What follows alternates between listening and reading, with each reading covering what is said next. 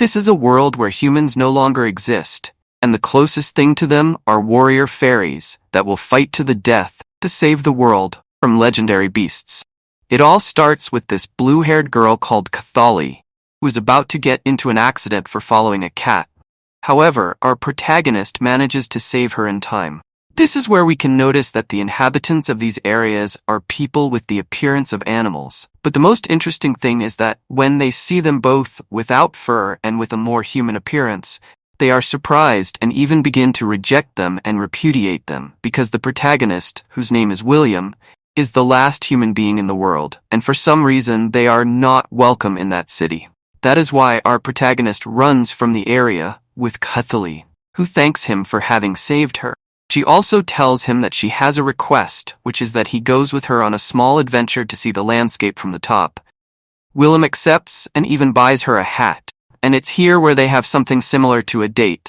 When we reach the top, we realize that the population of this world lives on enormous floating islands. And while we appreciate the beautiful landscape, Cthulhu again thanks the protagonist for fulfilling her wish by telling him that they have nothing to regret, since she made very beautiful memories. The strangest thing about this is that she also asks him to please forget about her, that he met her, and all that is here where both of them separate, because someone came to look for her.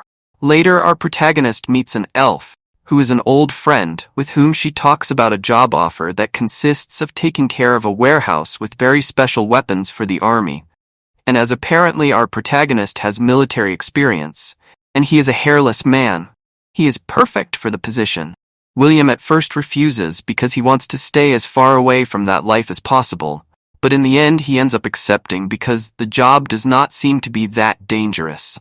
This is how he heads to the island where the warehouse. However, before arriving, he is assaulted by a little Loli, and despite dodging her blows, she somehow manages to make him fall into a puddle. To his surprise, at that moment, that girl he accompanied in the city appears. Cutley, at the place, William takes a shower and puts on what from now on will be his military and work uniform. Here we meet the maid of the place, this girl called Niglatho, who apparently is also an old acquaintance of our protagonist. And despite her good appearance and looking like a good waifu, she is not trusty because she wants to eat the protagonist. She literally wants to eat him because it turns out that she is nothing more and nothing less than a troll. Confused, the protagonist asks her about the job and what he has to do, because this place doesn't look like a military zone at all, and there are no weapons that he should take care of. She tells him that he doesn't have to do anything other than stand guard in place, and that the details will continue to be discussed the next day. After that, when our protagonist is in his room, these four girls appear, and of course including the one who attacked him before, who are very curious because it is strange for them to have a boy nearby, and more. If it's a human, of course. The same goes for Cathali, who feels embarrassed to have that guy she practically had a date with suddenly living with them. That's why, to start off on the right foot, they both introduce themselves correctly. This is where the protagonist takes the opportunity to get information by asking her where are the weapons he must take care of are and why there are children in a military zone. But the most important thing of all is that you want to know who they are. To his surprise, Tholi responds that the special weapons he has to take care of are themselves. The next day, they officially present William as the warehouse's guardian. However, the girls' reaction is not the best, because they are all shy and cautious, as they are not used to strangers, and even less an adult man. But he achieves to calm them down, making some sweets, and manage to gain everyone's trust and calm the atmosphere that had been created. We also meet these two who apparently are the oldest of that place. This calm-looking girl called Ren, and the most upset and who looks like a cat called Ethia, who takes advantage of every opportunity to bother Stholi with our protagonist one day. While the girls were playing ball, one of them fell from a very high place and was apparently seriously injured, which made the protagonist very worried when he saw that she was bleeding. But he is even more surprised when he sees that even though the girl has a very serious injury, the others only care about the ball. And despite everything, that girl walks as if nothing had happened. Later at night, our fleet tells the troll what happened and asks her who she is and what the hell those girls are, because he finds it strange that they act as if they don't care about their own life. She doesn't want to tell him because she says that his attitude will change towards them, and that he won't see them the same way anymore. However, upon seeing our protagonist determined to know, she gives up and tells him the whole truth. To do so, he took them to the basement and showed him some weapons, also known as excavated weapons, which are the only ones that can confront some ancient beasts called primaries that were humans more than 500 years ago. And these, ironically, were the ones that brought the extinction of all kinds of life on the surface of the earth, including them. That is why, since there are no longer humans, because only humans chosen by God could use it, the girls, they are prepared to fight and wield these weapons, because it turns out that they are fairies that imitate humans. That is why they are bred to be used in battles without any fear of death. The next day, our protagonist to continue normal as if nothing had happened. Then he finds out that she and Chthali went out on their mission to fight the beasts. So he went to pick them up on the way. The protagonist remembers everything he knows about those weapons, such as that their power is inversely proportional to the life of the users, since the less desire to live has this more power. This will have weapons, because in the past he met someone to whom he owes a lot who went through the same thing. An event hot they consider themselves disposable. He will not abandon them when he finishes returning home. The protagonist stays taking care of Cutley, and when she wakes up, he's surprised to see him. But she takes advantage and tells him that in 5 days she will probably die on a mission. She will use the power of the sword to sacrifice herself, since the beast they will face this time is much more powerful than the previous ones. That is why she confesses and asks him to give her a kiss, to at least form good memories before dying. It is something very random, but in the end he only gives her a kiss on the forehead and even gives her a somewhat strange massage to remove the excess poison because Awakens maxers. Those weapons corrupt the body little by little, after that, and leave her deeply asleep. The protagonist has certain memories of his past, of his former companions, and the war they fought with these beasts. Does not want to leave these innocent girls alone who risk his life for salt for the world. The next day, William with Nephron look for files of the beast to predict when they appear and analyze useful information in the battle. On the other hand, Cuchuli wakes up and remembering it from the previous night, dies of shame. However, she realizes that her body doesn't hurt, so the massage did help. So she goes to look for William to thank him. And when she finds him sleeping with Nephron, she gets very jealous. But she would get even angrier when she finds out that he is investigating about the beasts, telling him that they don't need his help, that they don't want his pity, etc. That's why Willem challenges Chthali to a duel to show her that all this time they have been using their weapons wrongly, and that if she allows it, she would teach him to dominate them so no one else has to die. Cuchuli, becoming somewhat stubborn, does not want to accept his help, since many fairies have died exploded, and seeing a stranger acting as, above all, for her, it is absolutely unacceptable. So the fight begins, and even though William practically swept the floor with her, after such a demonstration of strength, he collapses on the floor, spitting out a lot of blood while he is unconscious. Willem remembers fights from the past until he finally wakes up in the infirmary where the worried troll asks him what the hell happened to him, since he is surprised that his entire body is covered in wounds, telling him that his bones are practically broken, his internal organs barely function, and even his flesh is very weak. The protagonist says that it is nothing but a simple wound from the past, because it turns out that he is one of the humans who the Rex. They held the buried weapons, one of the chosen humans who was found petrified after 500 years, very much in the style of Captain America. Let's wish the author doesn't get a demand from Disney. He ended up being the only survivor of the humans, the most hated race for bringing so much misfortune to this world, despite Niglotho and her friend the elf were always there for him. And Niglotho tell the girls the story and ask them to please don't have Willem, that despite being a human, he is a good person, a victim of the mistakes of his species. Unexpectedly, the girls don't hate him. What's more, they worry about him and run to see him, telling him that he is not very different from them, and considering him another friend. When Cutholi finds out about this, she escapes alone and fly through the sky, trying to assimilate the whole truth, until she reached the ship, where one of her superiors is, this giant lizard, to whom she confesses that, since she met he is human, she is afraid of the idea of dying, and even more so now that she knows that there is another way to use weapons. She also tells him that even so, she cannot accept it so easily, because that would be like accepting that the other fairies died in vain. In the end, after letting off steam and talking to someone, she decides to return home, where she finds Willem doing maintenance on his sword. They talk for a while, and she tells him that she will do what is necessary to make her stronger, and make it so that no type of sacrifice is necessary. So they promise that for the next battle, if she returns alive, she would fulfill a wish, and so they do so. Then, the girls set out on their mission, with the hope that they would return healthy and completely safe. 2 weeks pass, and absolutely nothing is known about them, which worries Willem a lot, who is on a trip to the city accompanying a little girl from the warehouse called Tiat for a medical checkup, because this girl had something called a precursor dream, which is something like an awakening. For the fairies, it indicates when they are suitable to carry weapons. The problem with this is that Tiat is eager to grow up and be a soldier, as respectable as Stholi. Something that obviously an innocent child would not understand is that they are preparing them, grow them to die. To the battlefield, something very sad actually. After one day, and while the protagonist was heading to pick up the little girl, we finally heard news about the battlefront. Something was wrong, because the soldiers were in a hurry and very worried.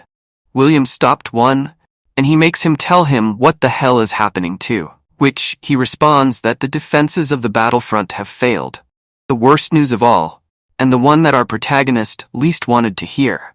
He falls to the ground while thinking the worst and regretting for not having been able to do absolutely nothing to save the girls. But calmly at that moment, the 3 girls appear next to the lizard general from before returning from their mission, as if nothing had happened.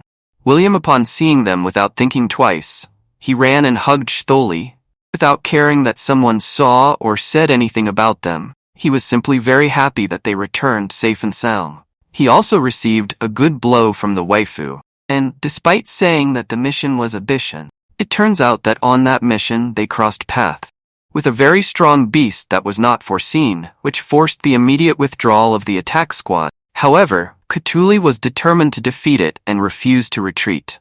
But it was at that moment that she began to have very strange visions, preventing her from fighting normally with everything against. And after that, with a strong and unknown enemy, they could not do anything. Leave the island. Now, in the present, Willie and company have a walk throughout the city to change a bit of scenery. However, something is wrong with Stholi, because these strange visions continue and she even hears unknown voices inside her head. Willem notices this and asks her if she is okay. And since she does not want to worry anyone unnecessarily and ruin the great moment they are having, she decides to hide it.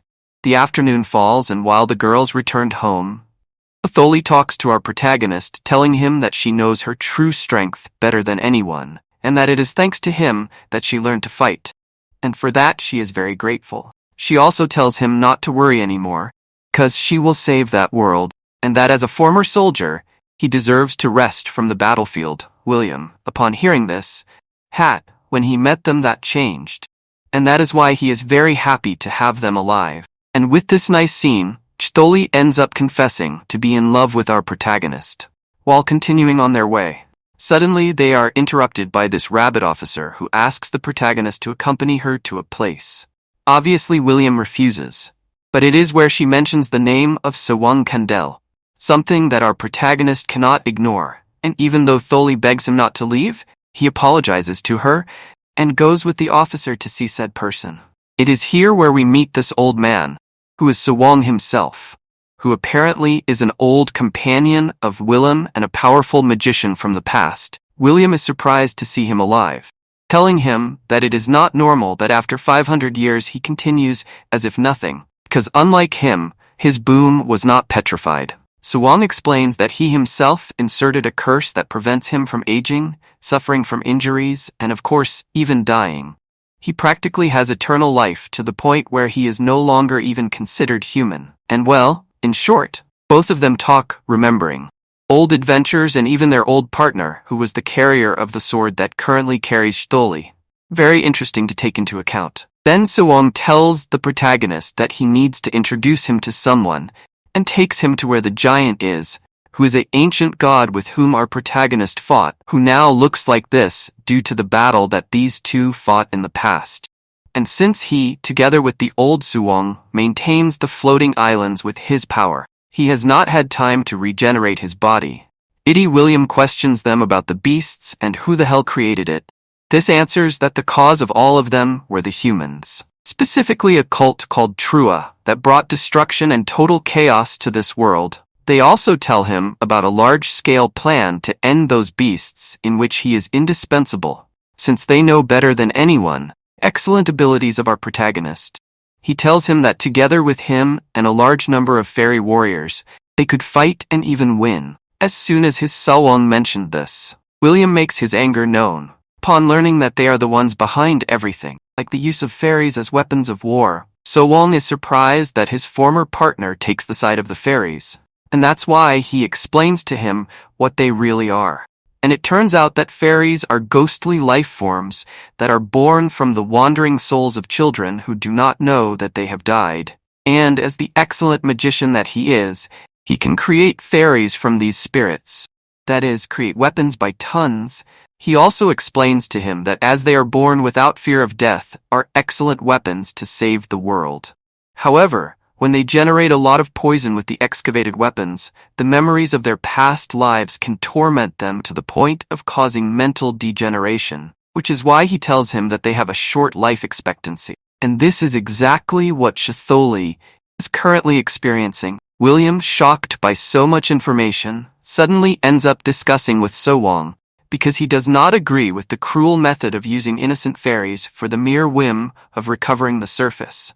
Because even if they still did that, there is no one waiting for them down there. Nothing worthwhile because of this. They end the meeting because it is useless to try to convince Williams, since he is determined to protect the fairies, even if he has to sacrifice the entire world for that. That's why it's in that moment, when the officer from before enters, tell them that Kutuli is recovering her memories. Her mind is disintegrating. When he comes into this, the protagonist wastes no time and goes in search of his little girlfriend. And while he splits the skull, asks Sawong why he didn't tell him the truth about the beasts. To which the old man replies that despite everything, he still sees William as a brother. That's why he doesn't want him to end up hating him if he finds out the whole truth. When Willie returns, it's too late. Chtholi has been broken. Her mind couldn't take it anymore, and he finds her lying on his bed. This is where we are transported into Chtholi's mind, who meets the spirit that lies inside her, which is this red-haired girl who, apparently, he is looking for something. Chtholi offers to help her, but it is at that moment that he remembers her promise with Willem, and despite, the spirit tells her that if she returns, it will only be much more painful. She tells her that it is okay if it is to reunite with him. She would accept everything. Meanwhile, our protagonist regretting for not keeping his promise, and not being able to make his girlfriend happy, and laments with Niglato in the room, saying that, despite being a hero from the past and always wanting to save others, he could never always do it right. He lost the ones he cared about the most. That's why he doesn't understand how she noticed him. As soon as he mentioned those words immediately, as if it were a miracle. Chtholi wakes up and answers his question by telling him that he took many of his first times and helped her a lot, and made her experience moments full of happiness since he met her. That is why, and much more, that she fell completely in love with him. William, upon seeing that his soon-to-be wife was still with him, tearfully hugs her, telling her how much he appreciates her and that from now on, go ahead. Just think about making her happy, no matter what happens. Meanwhile, somewhere on the surface on an expedition ship, we meet a pair of fairies, which are these short-haired girls called Noft and the other called Ron, who are on a mission together to William's friend. However, when everything seemed to be fine, they are surprised by one of those bugs which destroys part of the ship, leaving them stranded in the middle of nowhere. On the other hand, Chtholi is recovering from her little coma, and obviously, Niglatho has to check her because her hair shows signs of changing color. And since they don't know what the hell it is, she has to be under observation. Finally, after the check, the Atrocious is surprised that Chtholi's current body is not that of a normal fairy, and concludes that it is a side effect of the coma. That is why they prohibit her from any activity on the battlefield. And obviously by not releasing poison, because it could worsen her condition due to all this. Receive a call for a new mission to rescue the expedition team, and since they are in what was previously the protagonist's home, He decides to go with Terenzin synthesites. There is one of the excavated weapons which has the particularity of restoring to its owner all this covered slowly, because even though she looks good, the protagonist knows that her disintegration continues. An example of this is that she is little by little losing her memory, because on one occasion, she did not even remember the first date they had when they met. Nor did she remember some of the little girls' names, among other things. But slowly upon finding out what the protagonist is doing for her, she does not sit idly by and tells him that if he goes, she goes too. Willem tells her that there is no way he will let her go since she cannot fight in those conditions she is in, and all that. However, he then ends up accepting by telling her that he will only let her go as his secretary, but with one condition, which is that she does not demand so much. The night arrives, and in the warehouse, everyone is excited to see a shower of stars. So one of the girls climbs to a high place, falls, and just before falling on the ground, she is saved by Cthulhu, who was forced to use her fairy power to reach her. It is here where we notice the protagonist scared and somewhat desperate, since he has clung so much to her that the simple idea of losing her would destroy him completely. Using a little of her power made things worse and accelerated the disintegration. From the warehouse they faded little by little everything, while she keeps it a secret and tries to look positive and cheerful. Even so, after a few days of peace and tranquility, the day of departure arrives, and it is something very sad, since at that point, Cthulhu had forgotten more of half of what she knew about them, but still decided to hold on to those feelings, so as not to lose herself. Shortly after they reach the surface where they meet the two girls, who after introducing themselves draw their attention to Cthulhu's hair. And obviously after seeing the protagonist, at first, they think he is a troll, but when they find out that he is a complete human, he doesn't convince them too much. But as he can't stand it, he is there to help in any way he can. He also gives them that massage that he gave Cthulhu before, so they are in optimal conditions for combat. Despite everything, Ron does not trust the protagonist because it is assumed that it was humans who destroyed and created these monsters. Yet she asks everything about them to create said bugs. Obviously, our Proton has no idea about it, as 500 years ago, he was just a simple warrior, and tells her that even he wants to know the truth. On the other hand, the officer in charge of this mission apparently sends an underground exploration group, just when they were only supposed to go rescue the team and finally leave, which of course delays the mission even more. This is clearly a terrible idea because staying in that place for a long time is too dangerous. Cthulhu, who was on the ship, helps the soldiers in whatever way she can. However, her mental stability is not so good, since she begins to see more memories of the red-haired girl from before. And not only, that's because in them, nothing more and nothing less than one of the protagonist's companions appears. Former owner of Cthulhu's sword, who apparently was the one who killed said girl. The reason is still unknown, but it's surely important. Meanwhile, William checks the ship's warehouses in search of the sword that could cure Cthulhu. And at that moment Ron appears, who upon seeing that he has decided to help his friend, decide that William is not so bad after all, and even they want to help him. The protagonist tells her that it is not necessary that he is almost done, and offers to give maintenance their weapons, but it is at that moment when he realizes something very important. It turns out that one of the weapons, exactly Novs, was created in order to kill humans, only humans, so he doesn't understand how she has been able to kill beasts all this time. But remembering the conversation from before with Ron about how the beasts were created and the theory that they could be composed of some living organism, all their fears and suspicions came true. The beasts they fought all this time are the very humans. When they realize such a shocking reality, the protagonist is almost done for, because he remembers his old friends that he left behind, and that they were fighting against them all this time. Completely collapses him. However, Cthulhu is there for him, that person who gave meaning to his life, and because he will fight until death. It is at this point that he confesses his love for her, and even ends up asking her to marry him, telling her that he will be the one to save her, and he will make her happy for the rest of her life. After all this somewhat romantic moment, one day passed, and William next to Cthulhu went down to inspect what was previously the protagonist's home. Unfortunately, those bugs appear again, causing the floor to collapse and causing them to fall into underground caves, where they find the team that went underground completely smashed, murdered at the hands of the beasts, Shitholi. When she sees this, she can't take it anymore and hears a voice that is calling her, and without being aware of what she is doing, she activates her fairy powers to get to where they call her. And we see how her hair turns red entirely, and William follows her to her destination, where the corpse of the red-haired girl is found. Strangely enough, she was there, in the depths of some ruins, completely crystallized and with a large wound in her chest. The protagonist, when he sees that, says that the only one that could do that is the sword of his former companion, and that if that girl was down there, it is because she was not a normal girl. However, it is not time to stay there because the whole place collapses, so he runs and takes the ship.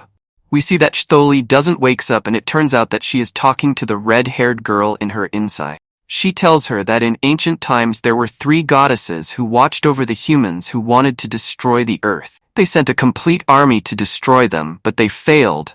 And worse still, the humans murdered the last remaining god. This god is the same red-haired girl that we saw down there. After all this, humans turned into beasts and destroyed everything in their path. She also tells Shitholi that she is like the reincarnation of her spirit, because the fairies are the souls of children who didn't realize how they died. That's why, at some point she has to wake up. Her life has to end. Meanwhile, outside the ships, the other fairies fight with the beasts, but these best them in number, and they begin to enter the ship, and even though Ron is holding them back, it is not enough since the poison in her body begins to affect her. All this, while Willie dedicates a few words to his beloved, and with a kiss, he says goodbye to her.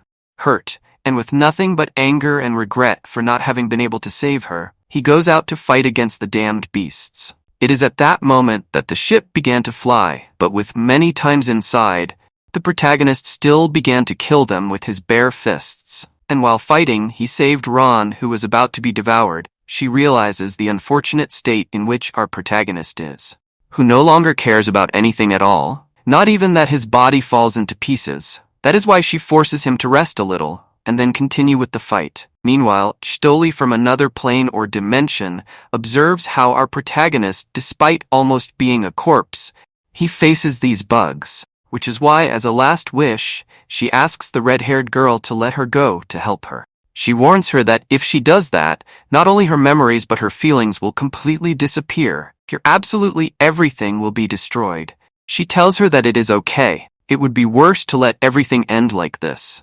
And that is why she accepts the consequences. On the other hand, Ron, whom all this time was fighting with the beasts, reaches her limit and is about to explode from all the poison she released in combat. That is why she thinks about jumping off the ship, so as not to put others at risk. And just when she is about to fall, the protagonist arrives and saves her, telling her that there must be some way to change the situation. And he will find some way, and please don't do it.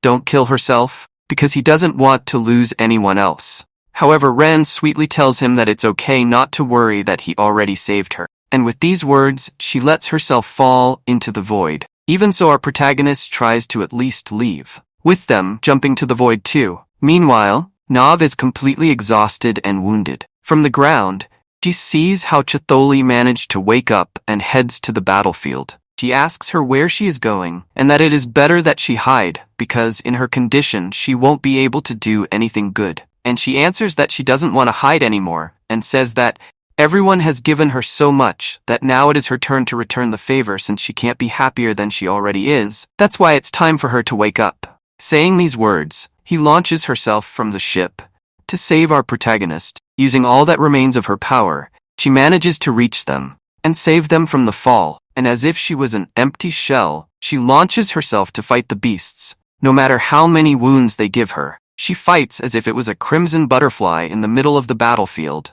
exhausting every last bit of higher power, all while her memories along with the protagonist disappear until there is nothing left of them. And just like that, she detonates like the weapon she always was, sacrificing herself for her beloved one, who could only observe from the ground the last moments of that girl with whom he fell in love with. Time passes, and we see the lizard general seeing the portraits of the soldiers fallen in battle, among which are Shitholi and Ron. In the other hand, The two fairies from the exploration team are well and recovering from the tough battle they had. We also see how the great magician, Suwong, looks for signs of life from the surface, in the hope that our protagonist is still alive. But just when he gives up, we see how two signals appear on their tracker. And if that was not enough, they finally show us how a new fairy is born, that curiously is very similar to the Tholi, and thus continuing her eternal legacy.